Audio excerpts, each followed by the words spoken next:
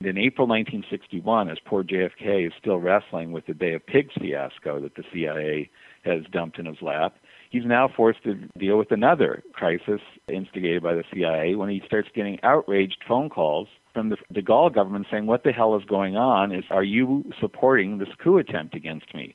And they're expecting troops from Algeria to begin descending in parachutes over Paris at any minute. It's one of the most dramatic moments in the history of French democracy in the 20th century. JFK is put in the very awkward position of saying, no, I have nothing to do with this coup, but I can't speak for my own CIA. So imagine that, the President of the United States telling a key ally, Charles de Gaulle in France, that I cannot speak for my own CIA, and that's what the French ambassador communicates back to Paris. Author David Talbot. Hello, David. Hi, Len, and hi, Jim. You have a new book, The Devil's Chessboard. We're going to discuss that today. Can you give us a brief background of your writing and interest in this topic? I was always haunted by the question, who was responsible, who should have been put on trial? And I began to think heavily about Allen Dulles, the director of the CIA who was fired by President Kennedy, as my chief culprit for a number of reasons. But it was during a conversation with Peter Dale Scott.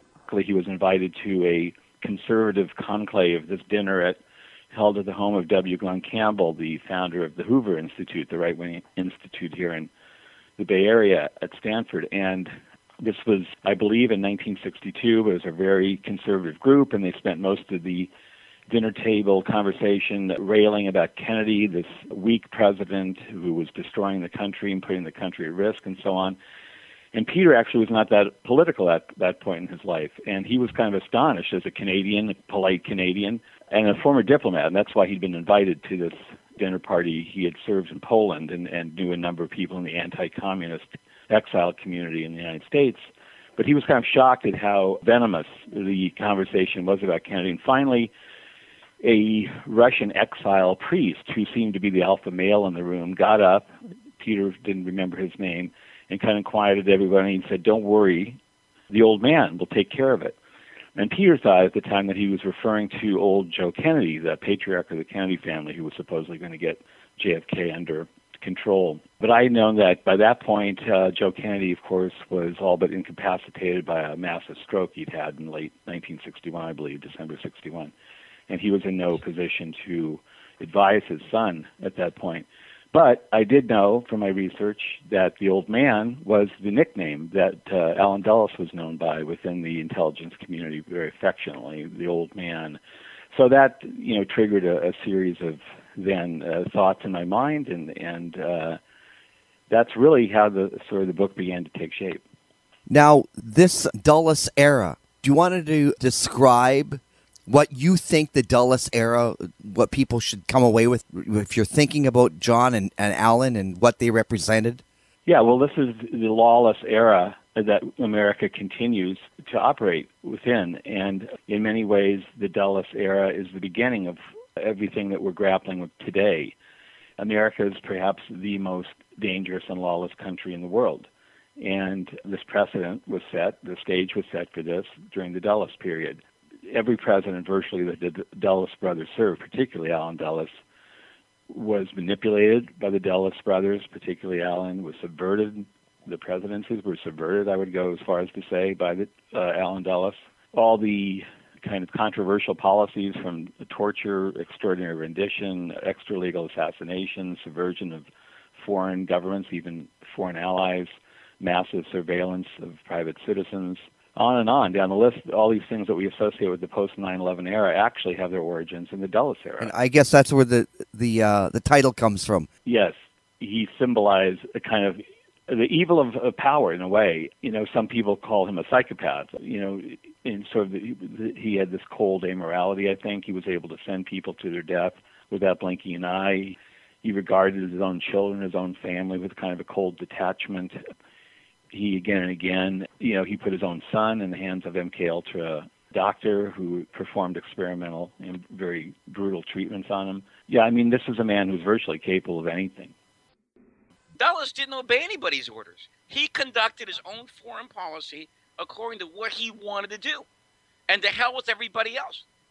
Precisely. And I think that's why he wanted to be stationed in Switzerland during the war instead of London, where most of the OSS was, because he knew he would have very little supervision in Bern, Switzerland, because it was closed off. And so he was in heaven there. He was really on his own, by and large. He could defy Roosevelt's policy. And at the same time as he's meeting with these Nazi emissaries who are slipping across the border to talk with him, he's also meeting with brave Germans, like Schindler types, who one man named Edward Schulte, who was a businessman, who saw the beginning of the construction of Auschwitz and frantically crossed the border at risk to his own life to inform Allen Dulles, who was supposedly the representative of the Roosevelt government. And he thought that Dulles then would alert the world and alert the Roosevelt administration to this horror, the final solution that was in the early stages. But Allen Dulles wasn't concerned about the plight of the Jews. He actually sat on that information. He never, we know from reading his cables back to Washington, he never made the plight of the Jews his number one concern. He was indifferent. And what he really was concerned about was making sure that Nazi Germany emerged from World War II as a strong bulwark against the Soviet Union. He always thought that Russia was the main enemy. He was, performing treasonously throughout World War II. As Jim said, he was subverting Roosevelt's policy, the Allied policy of unconditional surrender, and he was doing business with his old friends because, of course, he and his brother Foster go way back with these Nazis, back to their days at Sullivan and Cromwell on Wall Street, their big law firm, where they have clients like I.G. Farben, which, of course, is the notorious chemical company, a German company that produced Zyklon B, among other things, the pesticide that was used to exterminate Jews. And they're exchanging, cheery Christmas cards back and forth up into the war years. So, they were quite comfortable, and Allen in particular, associating with the devil. Yeah, well, isn't your first chapter called The Double Agent? Exactly. I see him as a double agent. Right. He's working both sides, the Americans and the Germans, as he's in this. And Dad, that's a very good point you brought up, that at Bern, he basically didn't have a lot of supervision, so he could conduct his own foreign policy, any which way he wanted. And as that's a very great title, Double Agent, because, when you go into the whole history of the Dulles brothers, one of the reasons Sullivan and Cromwell was so prosperous is that they had no compunction about dealing with these Nazi companies all the way up, and as David just said, probably actually into the war. Mm-hmm. Arthur Goldberg, who worked with Dulles in the OSS and later became a Supreme Court justice, said later that the Dulles brothers both should have been put on trial for treason. And I believe if Roosevelt had actually lived and the New Deal had continued into the post-war years, there's a very good chance there would have been a so-called banker's trial when a number of these bankers and industrialists would have been put on trial for collaboration. Foster back in New York, still running the law firm during the war, was doing all he could, along with his associates, to hide the assets of the Nazi clients of his so they couldn't be seized as enemy property. There were a number of major American corporations that were collaborating the same way, secretly, Standard Oil, General Motors, and so on. So, there would have been a reckoning if that presidency had continued into the post-war years. I'm not sure if this is in your book, but you probably came across it. Didn't Sullivan and Cromwell set up shell companies for I.G. Farben? Yes. So their assets wouldn't be seized by the Roosevelt government. Right. Now, I don't know if you ran across this. There was a great New York Times article on this in which an investigator in the Senate or something said, after studying Farben, he goes, there's no doubt about it. Farben was Hitler, and Hitler was Farben. That's how important Farben was. And these companies were interlinked. They would have subsidiaries, German and American companies, that were connected. And so at one point it got so absurd that in hiding these assets, they were protecting these companies, and the technology that America needed to pursue the war, diesel technology, fuel technology, and products, were being kept from the U.S. military. So you could say, that was a direct subversion of the war effort that was being undertaken by corporate clients of the Dulles brothers. Right. That's why people like Goldberg later thought they should have been put on trial for treason. Yeah. Clearly, they put the interests of their clients, even when they were Nazi-related or Nazis, above the good of the country and the war effort. Yeah. So, like you clearly delineate in your book, what Dulles was doing in Switzerland there was simply an extension of what he and his brother had been doing for Sullivan and Cromwell. Yeah, and it continues, of course, till the very end of the war, and this was the other key thing he did. So he engineered something called Operation Sunrise, which was a top-secret plan, and had to be secret, again, because it violated, once again, the official Allied policy of unconditional surrender that had been worked out at the Casablanca Conference with Churchill and Roosevelt. Stalin wasn't able to come because he was busy trying to win the Battle of Stalingrad, which was, of course, a turning point in the war. But at that conference, to assure Stalin that he wouldn't be stabbed in the back, Roosevelt very strongly lays out this policy of unconditional surrender. No, we're not going to cut any separate deals with the Nazis. We're going to crush this regime and bring its leaders to justice. But at the end of the war, Dulles is, again, very busy trying to cut a deal with Nazi forces in Italy, primarily Karl Wolff, who's the former liaison between Hitler and Himmler. You can't get more criminal than that, and is now in charge of all security forces, including the SS, in Italy. But he was a shrewd guy, and he knew his days were numbered. He knew he would end up in a war crimes trial, so he spends the last weeks of the war frantically trying to cut a deal with Dulles. And Dulles, because he's very concerned about stopping the Red Army from overrunning Western Europe and coming into Italy, is very intent on also cutting this deal. And so they do. In the final days of the war, it doesn't really say, Dulles later presented it as a major strategic victory because it stopped bloodshed and destruction in Italy. Well, it really didn't save any lives. It was only 5 days before the general surrender in Germany. The only necks it saved were Karl Wolff, this SS general, his neck, and those of his top aides, all of whom should have been put on trial at Nuremberg. Karl Wolff was responsible for keeping the trains running on time for Hitler to the camps. He ran as the head of the SS in Italy. He tortured and executed Italian partisans. He even tortured and executed American agents, intelligence agents who worked for Dulles. And yet he was cutting a deal with this guy. One of his top aides, one of the top people who worked with Karl Wolff in Italy, Walter Rauff, was another notorious war criminal who invented the first tool of the final solution. Before the camps were built, what they would do, the Nazis, were they had these mobile trucks that they would run around the battlefields and the front and the Eastern Front and round up Jews and put them in the back of these vans. And they had the gas lines then were attached into the compartment where the Jews were stuffed. And they would gas them to death in these mobile death vans. They're hideous instruments of death. And they were so hideous that the Nazi soldiers who were forced to clean up afterwards were so repelled and sickened by it that they knew they needed a more efficient assembly line of death, which is why they began building the concentration camps.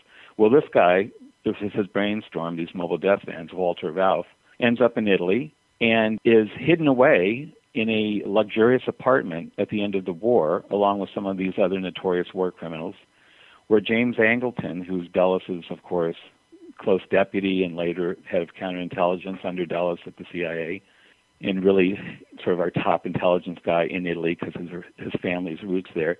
He installs these war criminals there to hide them from American intelligence agents who are searching for them, to put them, so they can face justice. And just as quickly as they would be rounded up and put in jail, Angleton and his associates would let them out the back door. Walter Rauff ends up being tipped off before a raid. He flees. He gets to, I believe he ended his days in Chile, where he worked with the Pinochet government as a top intelligence advisor and, of course, on torture and so on. So these were the kind of men that Dulles rescued and rehabilitated after the war. Now, I guess we should make one more mention here about the end of World War II.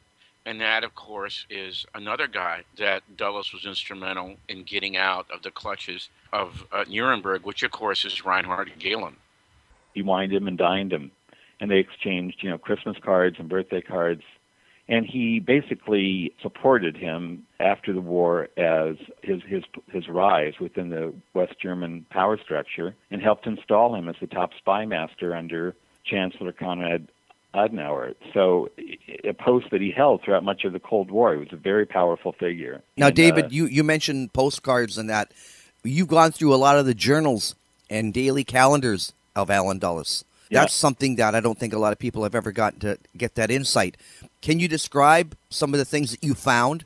Well, he was very proud of some correspondence. So you'd think, of course, they were heavily purged, these files. So, God knows what Angleton and others burned after Dulles died in 1969. Angleton quickly swooped down, along with his other associates and mechanics, CIA mechanics, into Dulles' home in Georgetown and went through all the files and everything. So, the files that are at Princeton, where Allen Dulles' papers are kept, of course, are heavily purged. But it's funny, they, what they allowed to stay in those files. And some of the things that are very interesting are his day calendars, and we can talk about that, some of the revealing things in his day calendars that he kept throughout his life, his career, up until his death. And, again, there are some interesting days that are blacked out heavily, like when he went to Dallas in 1963, I believe it was August of 63, and of course Kennedy's killed in November of 63. No, it was October of 63. Was it October? Yeah, thank you. Some of the people he was seeing there were blacked out. But you do still get an interesting sense of some of the people he was meeting with and the correspondence. And, of course, he's very proud of some of his correspondence. And now, of course, it's particularly revealing, like how cozy his relationships were with top media executives and editors and so on. I mean, this guy had the American media totally wired. So it just makes me laugh when people say, well, we live in such a media-saturated society. We know everything about everyone's celebrity sex lives and everything. How could they have possibly conspired to kill the president? The media would have been all over this. That just makes me laugh as a journalist who spent my entire life in media, when I see how the sausage gets made or doesn't get made. I mean, the American media, the press corps, particularly the Washington press corps, are some of the most timid and complicit professionals in the world. And they were very cozy and complicit with Allen Dulles and his regime at the CIA.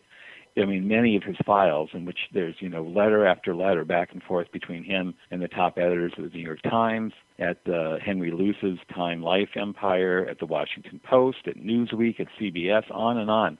Allie, they're calling me Allie. He has nicknames for them. They're going to see him at the club. It was great to go on vacation with you. One letter from, I quote in the book, from the Newsweek editor right after the Warren Report was released, which, of course, Allen Dulles was heavily involved in as a member of that commission, in fact, someone who dominated that commission. Yeah, and let's not forget, which I think you very wisely made a key point in your book, is the whole Charles Murphy, Henry Luce operation with Dulles and Hunt after the Bay of Pigs, when Dulles realized that Kennedy was going to dump him, over that whole affair. And he got out his cover story with Charles Murphy, at Fortune. That's right. Charles Murphy was basically his ghostwriter. So he was a guy who was a top reporter in the Luce Empire at Fortune magazine. Right, and he's doing all this ghostwriting for Dulles throughout his career, until even for his funeral. I found this day calendar and the appointments, even though they don't have the minutes of what they spoke about, very interesting. And like you mentioned, Dallas, I think a lot of people here are interested to see what kind of ties there are between this intelligence agency run by Allen Dulles and the assassination of John F. Kennedy. And let me pose the question to you this way.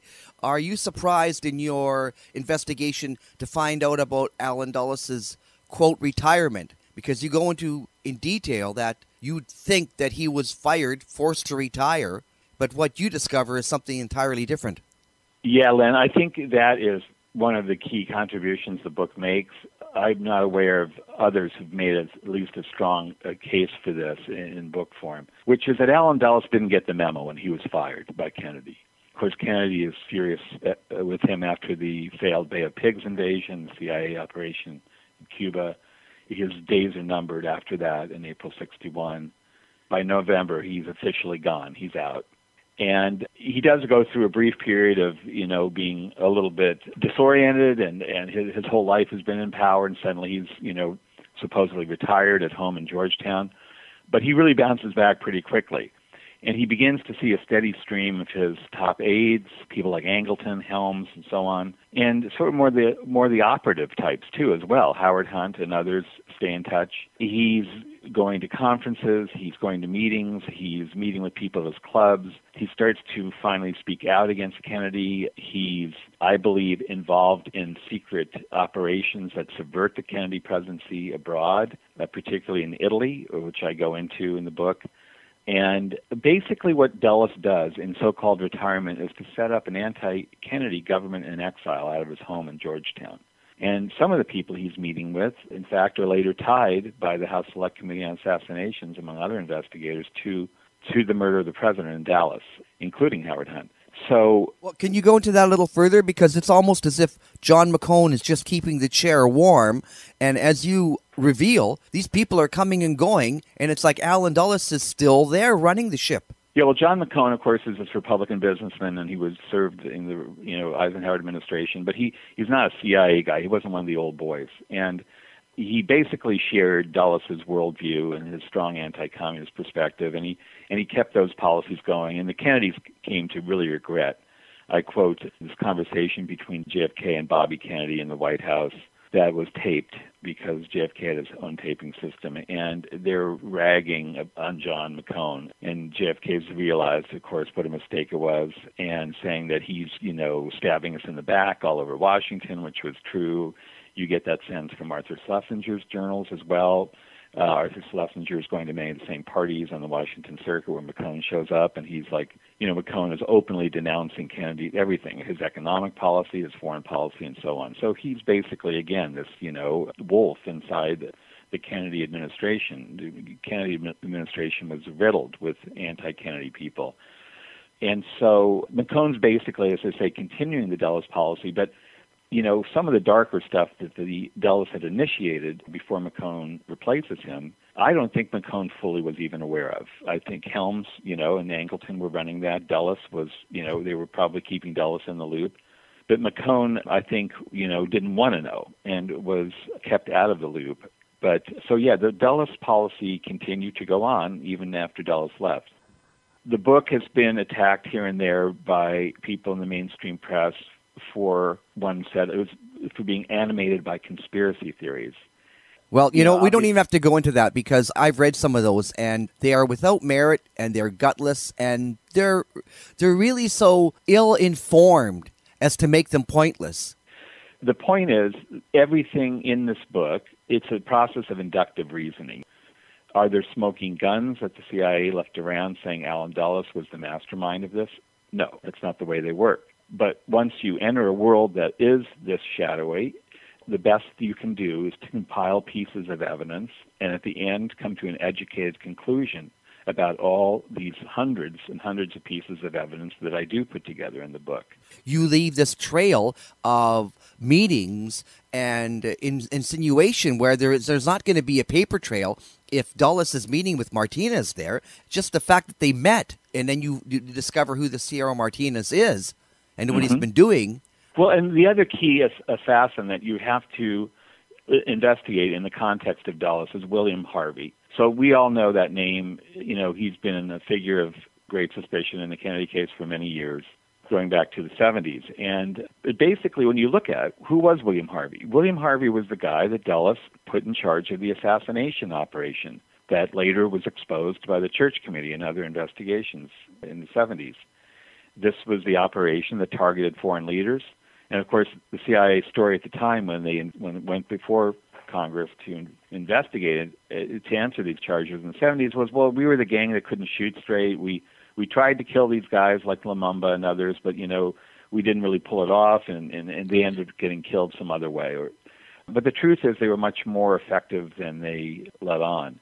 Lumumba indeed was killed by CIA contractors. And we don't know the full list of all the many people the CIA was killing in those years through the Cold War. We know that there was a death list after the Arbenz government was overthrown in Guatemala that included not just Arbenz, who did die under mysterious circumstances in exile, scalded to death in a bathtub in Mexico City. But we know that there were dozens and dozens of other people who are not even known to us, other opposition political leaders, journalists, union officials, farm worker organizers, many of whom ended up dead. And then another thing that you brought up, which again I'd been aware of, but you went into it a lot more depth than I've ever seen in the Kennedy research community, was a whole attempt of the CIA to encourage and help the OAS overthrow de Gaulle. Yeah. So here's an ally of ours, Charles de Gaulle, war hero, conservative, Catholic, not exactly, kind of the communist types, supposedly, that we were going around the world overthrowing. But he'd fallen into disfavor with the hardliners like Dulles in Washington because he was trying to settle the long, bloody colonial war, French colonial war, in Algeria. And he was also he was very nationalistic and proud, and he was trying to steer his own direction and not be under the thumb of NATO. And so they resented this and decided that he had to go. So his efforts, de Gaulle's efforts to settle the war in Algeria, sets off a backlash from right-wing French generals there. And in April 1961, as poor JFK is still wrestling with the Bay of Pigs fiasco that the CIA has dumped in his lap, he's now forced to deal with another crisis instigated by the CIA when he starts getting outraged phone calls and howls of outrage from the de Gaulle government saying, what the hell is going on? Are you supporting this coup attempt against me? And they're expecting, troops from Algeria to begin descending in parachutes over Paris at any minute. There are tank units, rebellious tank units, gathering in force outside of Paris. It's one of the most dramatic moments in the history of French democracy in the 20th century. And so JFK is put in the very awkward position of saying, no, I have nothing to do with this coup, but I can't speak for my own CIA. So imagine that, the President of the United States telling a key ally, Charles de Gaulle in France, that I cannot speak for my own CIA, and that's what the French ambassador communicates back to Paris.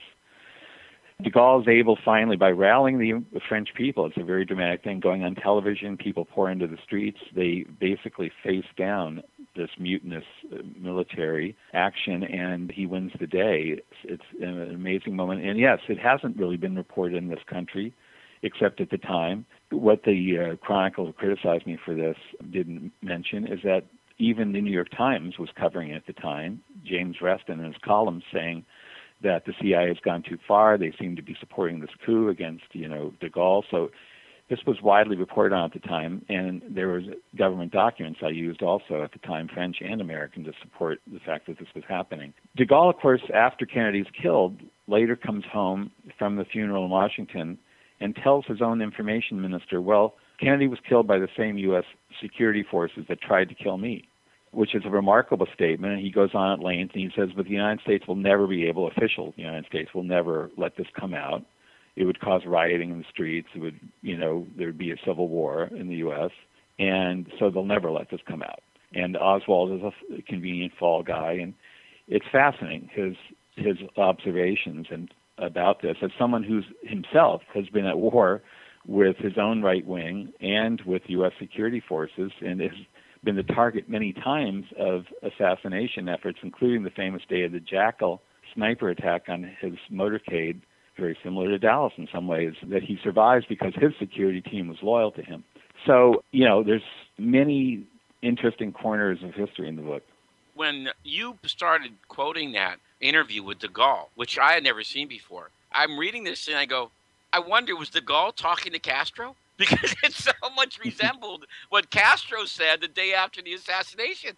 It was almost like they compared notes. This is what really happened. This is a bunch of BS what they're saying in the United States. So you got this one conservative guy from Europe, and you got this communist guy in the Caribbean saying the same thing about what just happened 24 hours before. Well, of course, the political elites all around the world said one thing for public consumption and then another thing among themselves. And de Gaulle is one case of this. Nixon was another case. Yeah, they all knew what happened. Anyone who, particularly like a de Gaulle, who was very well aware of how security forces work and how they undermine democracies and how they often work with organized crime to do their dirty work, he knew it all. And he laid it all out for his information minister, who wrote about it in his memoir. And you're right. It was widely, of course, published. It was a bestseller in France, this information minister's book, his memoirs of working for de Gaulle. But it was very briefest of quotes that hit the wires in the U.S. when this book was published, and that was it. I have a question here. Victor Krulak had written to Fletcher Prouty identifying Ed Lansdale in Dealey Plaza. You have William Harvey in Dallas weeks before. Can you talk about this idea that the CIA has created this killing machine? And I think the observation that this whole task force aimed at Castro was turned around. And Dulles went in and met with these guys and said, we got new orders now.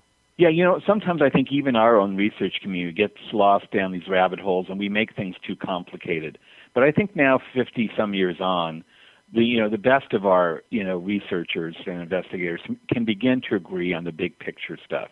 And to me, that's what I try to do with this book. I say, look, let's, it's pretty obvious at this point. What happened was that the CIA under Allen Dulles did build a killing team. It built an assassination kill team that was used all around the world. And that kill team, in one form or another, was brought back to Dallas to kill our own president. And it shouldn't be a surprise to people that, when you create a beast like we did, this killing beast, and you put it in other people's backyards, to use an analogy that Hillary Clinton used in a different context not long ago, that beast is going to enter your own home at some point, which is what it did in Dallas.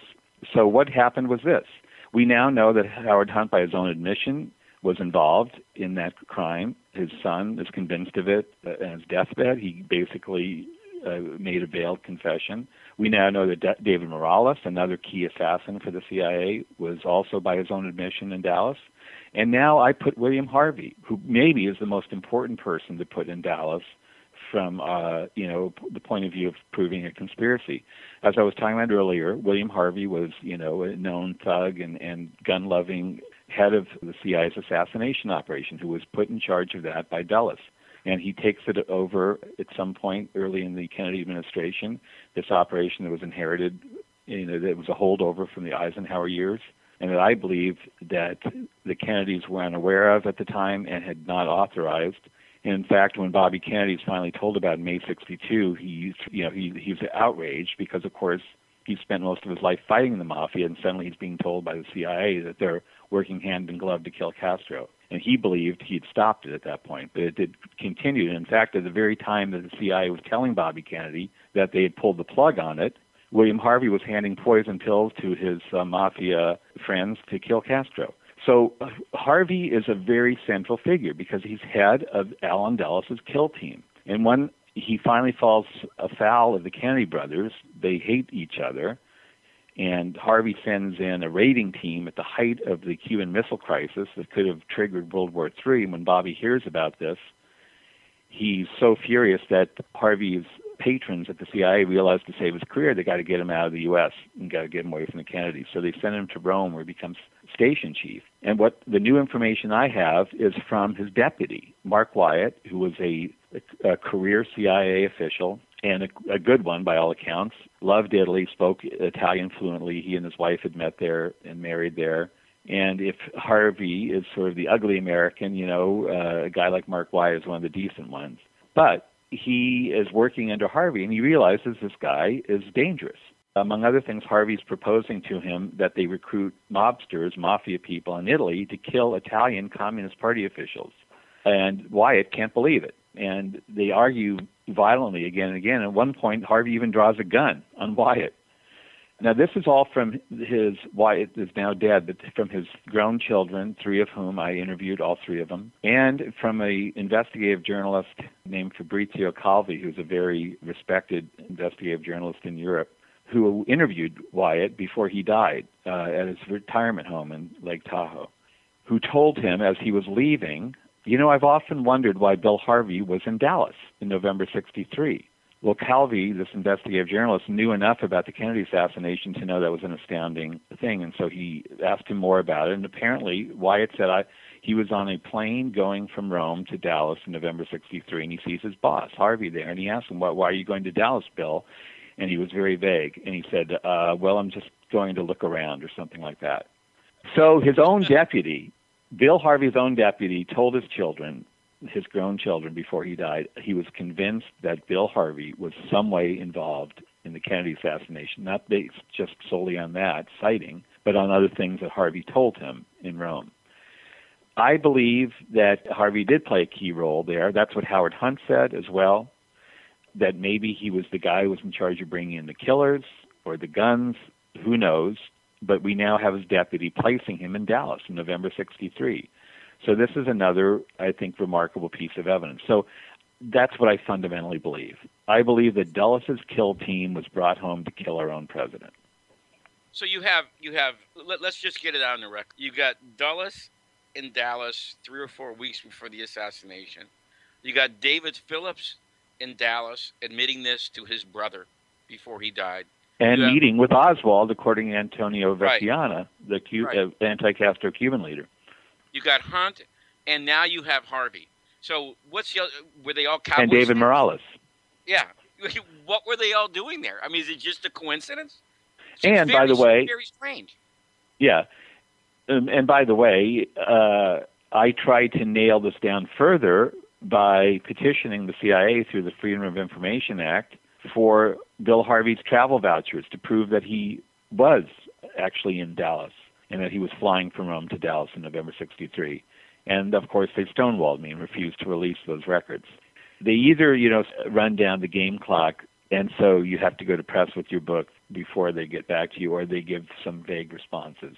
Then the other thing, of course, you have in there, which I think is so fascinating, is that Dulles, on the night of the assassination, begins a 2-day sojourn at the farm. So why don't you explain what the farm is and why that's so odd that he would go there? Yeah, the farm, which is also known as Camp Peary, is a high-security facility that is operated, I think, still to this day in Northern Virginia by the CIA. Dan Hardway, the House Select Committee, former investigator for the House Select Committee on Assassinations, called it basically an alternative command post that Allen Dulles set up for himself. And he actually had a very comfortable, nice house built for himself right on the base.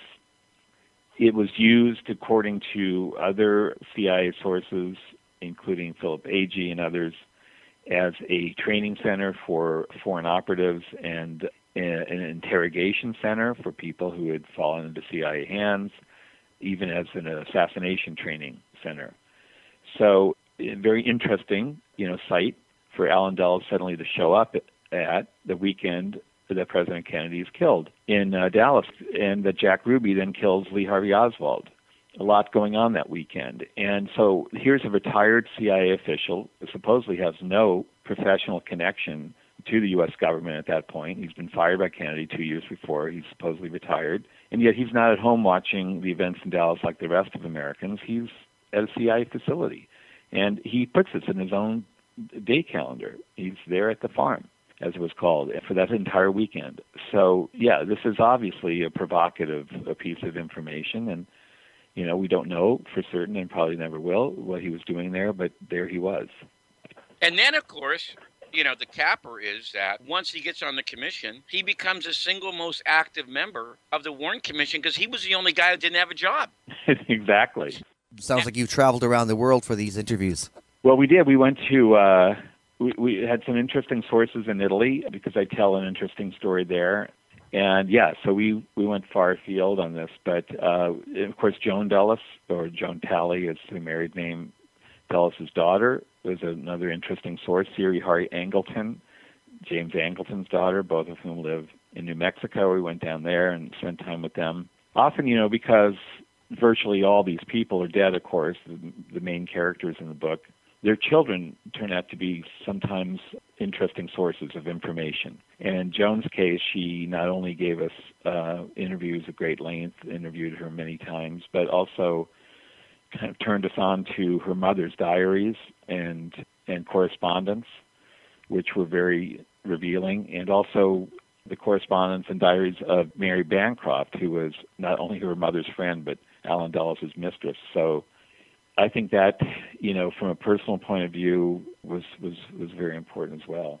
Yeah, because we've heard a lot about John F. Kennedy having all these flings and that. And when you look at Allen Dulles, you think of this college professor or something, It seems that he's even more of a philanderer than John F. Kennedy. I mean, do you want to comment on that, or what's your opinion? Yeah, I think he was definitely, thought of himself as a ladies' man. At one point, he was bragging to his mistress that he'd slept with 10 women. Maybe JFK could have outnumbered him on that one, and his mistress thought that was kind of a small number.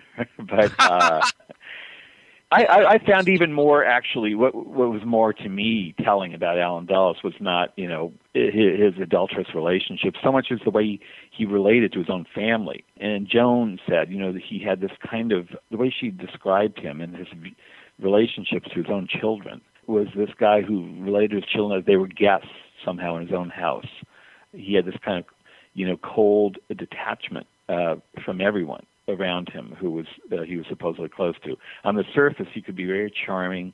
He was the life of the party and all that. But underneath was this kind of cold detachment, is the best way of putting it. And, Karen, my colleague, came to think that he was a psychopath based on just, many of the things that we saw him do in his personal life and political life. Well, do I have this correct, that he was writing letters back to his wife bragging of flings that he had? Yeah, I mean, he put his, I think, Clover Dulles, his wife, was a very sensitive, artistic woman. She was not meant to be married to a man like Allen Dulles. She was unclear why she'd even fallen into his clutches.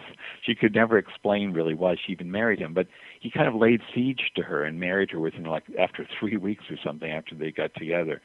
So she was always, I think, confused by him, and finally said, very sadly, very painfully in one of her diaries late in her life, this man doesn't say anything to me. He never talks to me about anything, not just about his work, but about anything.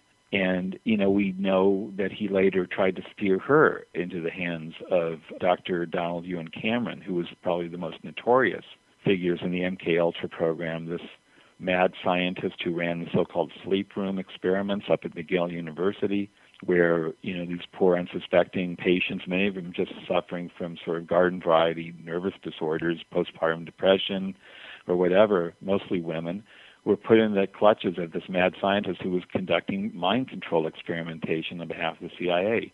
And it involved putting these people in these deep sleep states through overdoses of drugs, where they would be played endless tape loops to try and erase their minds and replace bad thoughts with good thoughts. I mean, we're talking about really barbaric stuff. And Dulles, at one point, Clover Dulles, who was very distraught about the marriage, was put in touch with Cameron, and he wanted her to come up to Canada. And fortunately for her, she didn't.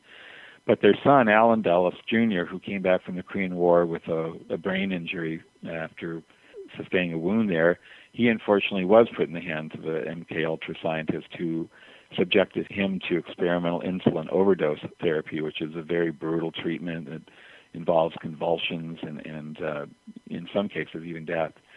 Joan witnessed this when she went to visit him in this New York hospital where Allen Jr. was put, and he was begging her to get him out of there, and she said it was a very traumatic experience. Well, you called Allen a psychopath, and his wife and mistress had a nickname for him, the Shark. That's right. That's what they called him. It's very telling.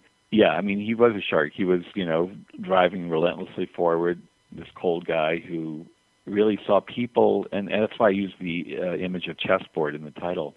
And imagine what kind of psychopath who, as I make the case for, and if you do believe this, that he was responsible for playing a central role in the assassination of Kennedy, and then sends condolence letters to the Kennedy family. That was chilling. After each Kennedy is killed, he sends condolence letters after Bobby is killed, to Teddy, and so on. But he then gave an interview to the JFK library, and he sits down with his friend, his buddy, Tom Braden from the CIA, for his world history.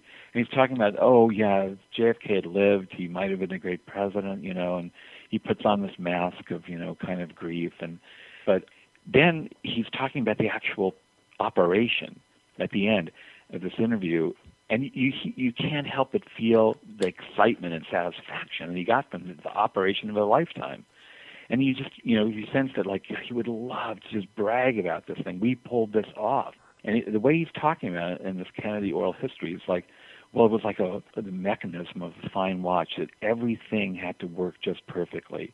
And he talks about it almost like a chess game. He, I think, uses that metaphor at one point. Every piece had to be moved properly for Kennedy to be killed that day and he's saying, of course, by Oswald.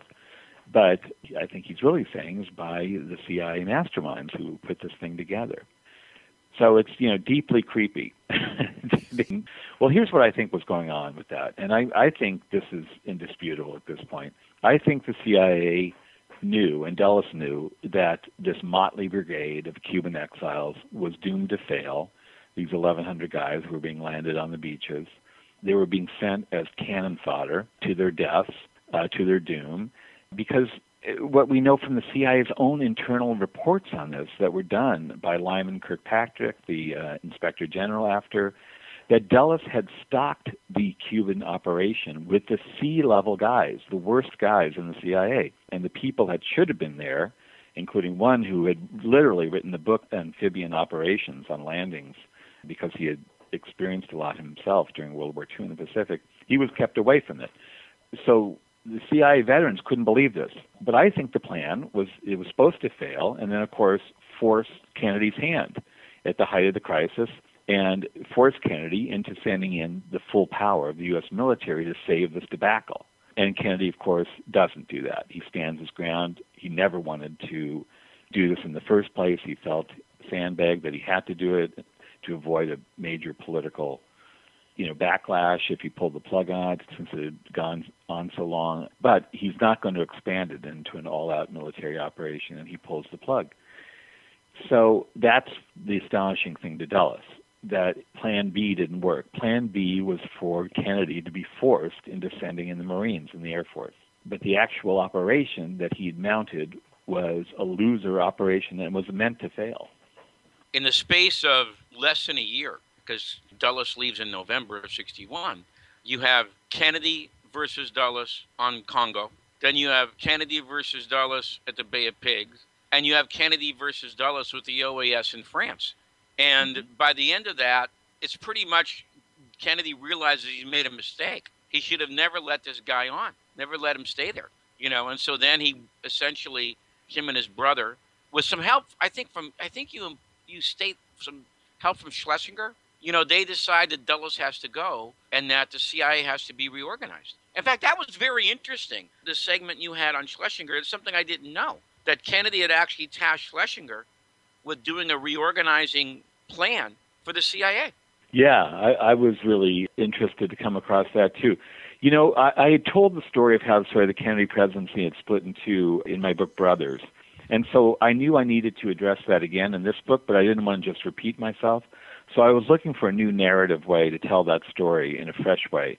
And when I came across Arthur Schlesinger's journals, some of which were collected and published by his sons, but a lot of the material was not. And so the full journals are at the New York Public Library.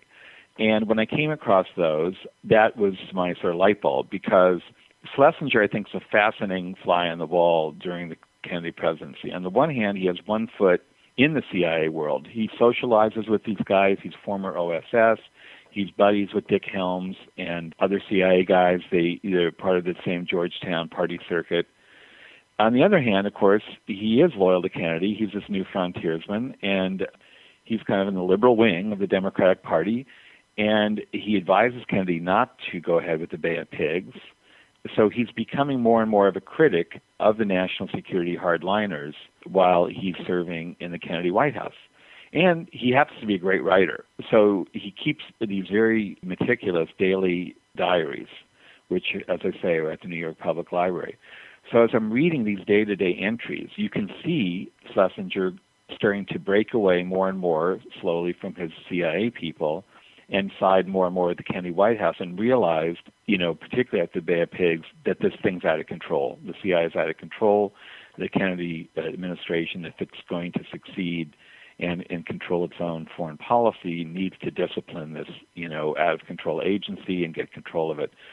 So he makes a bid to Kennedy after the Bay of Pigs and says, hey, I know you want, he famously said, Kennedy, I want to shatter the CIA into 1,000 pieces and scatter into the wind. So he was so mad.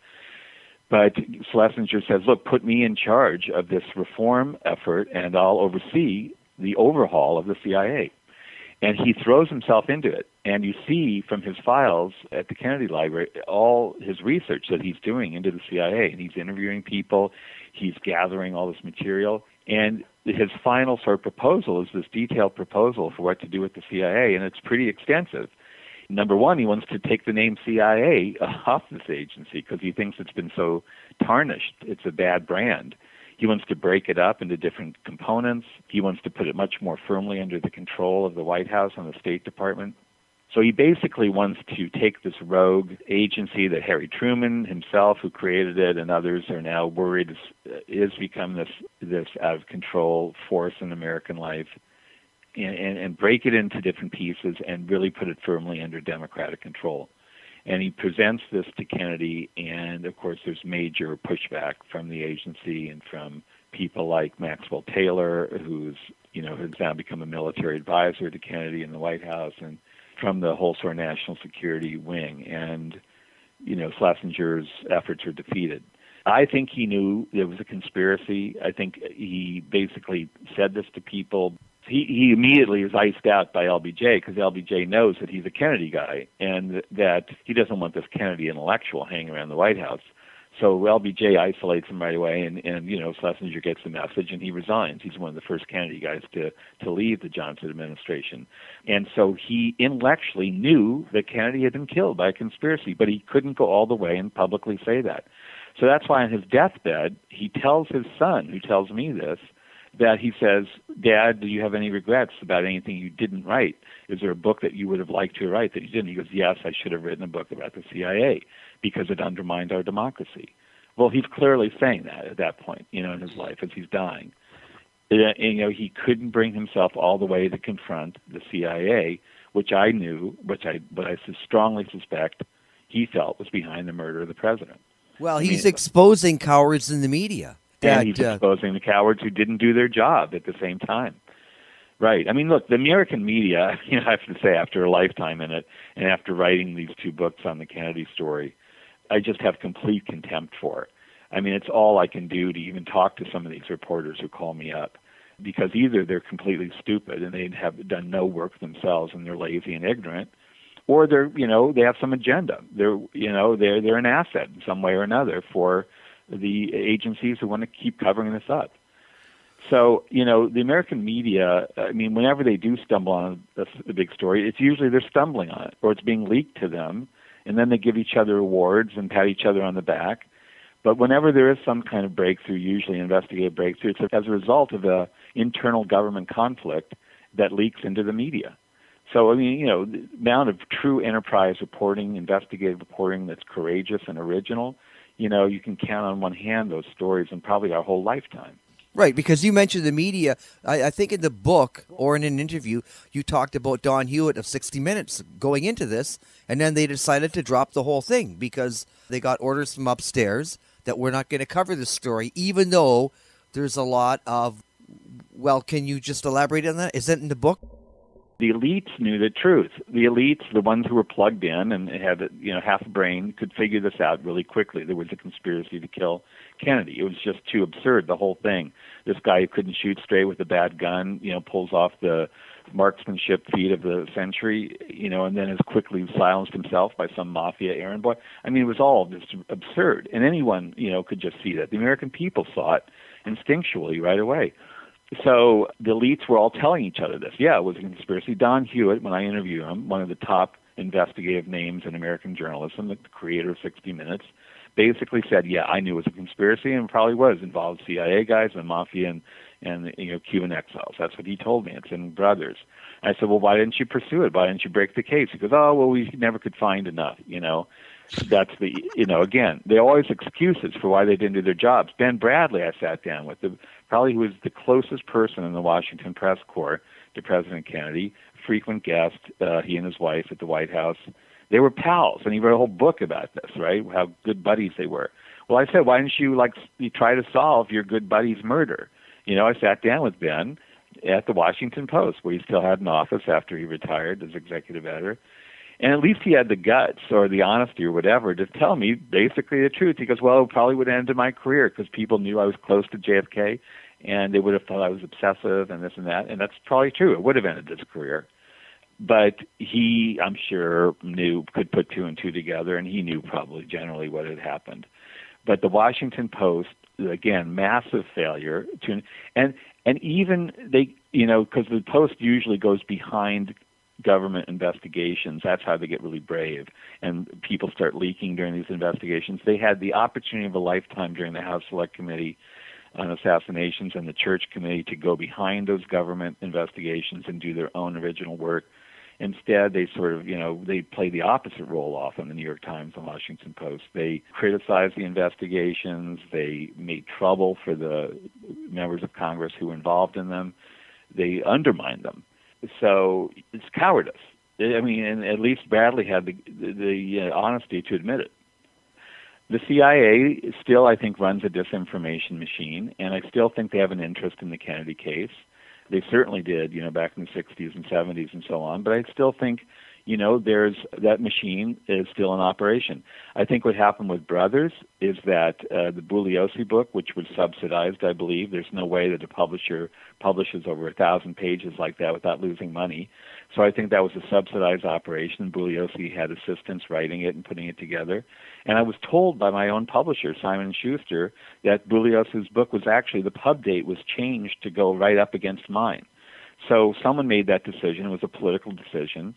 So what I faced then when I went out anywhere on the media circuit when Brothers came out was this pit bull, prosecutor who was in my face and distracting attention, and that was the way they counter-programmed me. It's counter-programming. It's the way they operate. Or the other thing is Hollywood is very important to them. It's more important than books. And so the only reason I think they're really concerned about books is because they can trigger Hollywood films or TV series. So, I mean, it's a war. It's a war of ideas. People like you and me, we're in a war. And we're losing the war, frankly. I mean, ever since JFK, since Oliver, sort of turned the tide briefly. I hope that Devil's Chessboard sort of further emboldens our side and we take, sort of the momentum back a little bit. I think one thing that I thought was very fascinating, if you follow the story, you have Dulles in Bern, sort of beginning the Cold War. Then he comes back, and the book has a very, very fascinating chapter on Dulles, Nixon, and Alger Hiss. Right. Okay, and it's sort of the way you depict it, sort of like the Dulles brothers were the guys in the back room, both encouraging and manipulating Nixon in his pursuit of Alger Hiss. That is accurate. I think that's a really important and fascinating transitional period in American history because you have this really critical transition from FDR's Washington and the New Deal era to, the Dulles and Eisenhower era, with sort of Truman being this transitional presidency in between. And what was happening there was a political war over the future of the country. As I say, if Roosevelt and the New Deal, say Henry Wallace, had been, had continued the Roosevelt era, it would have been so vastly different. There may not have been a Cold War. Certain people, like the Dulles brothers, might have even been brought to justice. There would have been a public accounting of what had happened, the collaboration with the Nazis and so on. But the Dulles brothers and that wing of the Republican Party were brilliant, and they realized that the anti-communist witch hunt and that fervor that they were ginning up and generating after the war, basically saying the New Deal was riddled with communist spies, which was absurd. That was their weapon that they used to purge Washington of those elements that were threats to them. And it was hugely effective. And of course, Stalin and the Soviet Union played into their hands as well. Paranoid, despot in the Soviet Union, I'm not saying was all sort of a creation of Dulles, the Cold War. But he certainly, that wing of the Republican Party certainly exploited it in a masterful way. And one of the people that they do create and impose on America, I believe, is Richard Nixon. He is a creation of the sort of Dulles Dewey wing of the Republican Party. They sponsored his first run against Jerry Boris, knocking the New Dealer out, and then Nixon becomes their weapon, this witch-hunting weapon who begins to purge Washington as a whole of the New Deal legacy. And of course, historically speaking, it was really Nixon's pursuit of Alger Hiss and his success in getting him indicted and convicted. That really encouraged McCarthy. So Yes. This really began the whole Red Scare, too, the second Red Scare. Absolutely. But the person who drew first blood with Joe McCarthy, who really went after him at first and started to defeat him, was Allen Dulles. So it was Allen Dulles who began the downfall of Joe McCarthy. He's the guy that they all look to. And so I'll leave you with just this final thing. This essentially is what I came to conclude, that I do believe to a certain extent in the great man theory of government. Dulles didn't operate on his own. It wasn't. I'm not trying to say, like some people have said, that he's somehow this evil Superman. He operated within a system of power, and that's why I write about C. Wright Mills, the great sociologist who wrote The Power Elite. C. Wright Mills was onto this at the time. He was analyzing Dulles people within this as members of a system of power that included key security officials, included corporate figures, included people on Wall Street. So Dulles only operated, I think, on major issues when he felt there was a consensus within the circle. But at the same time, I've now, at this point in my life, after running a company myself, after dealing with business people and being in the political world, and seeing, frankly, how history was changed with the assassinations of the Kennedys and Martin Luther King, I've come to appreciate how individual leaders who have unique abilities and unique connections and are uniquely persuasive can actually affect history in a major way. And Allen Dulles was one of those people. He was someone who was uniquely connected throughout those power circles. He was connected in the Wall Street world, and he was connected in the corporate world. He was connected in the national security world. He was connected to overseas interests, and he was like Dick Cheney on steroids.